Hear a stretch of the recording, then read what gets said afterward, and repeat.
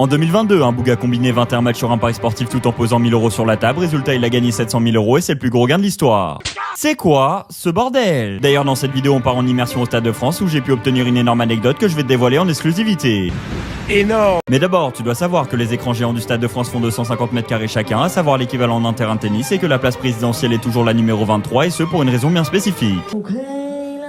Parce que lors de la finale de la Coupe du Monde 98, Jacques Chirac, qui était l'actuel président de notre pays, a demandé 48 heures avant le coup d'envoi qu'on lui attribue la place 23, car il se sentait comme le 23e joueur de l'équipe de France. Petit coquin. Je m'appelle monsieur le président de la République ou monsieur? Oups, pardon monsieur.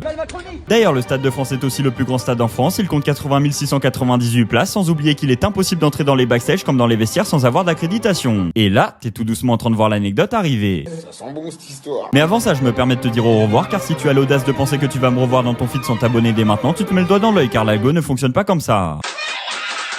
Bref, en 2003, Ronaldinho, l'une des plus grandes légendes du football, a oublié son accréditation à son hôtel lors de la finale de la Coupe de France. Ok, mais encore, personne l'a autorisé à entrer, alors l'un de ses coéquipiers a dû retourner le chercher à l'hôtel. Résultat, il n'a pas eu le temps de s'échauffer, ni même le temps de jouer la première mi-temps. Cerise sur le gâteau, son équipe du PSG a perdu. Bisous câlin, et c'est ciao!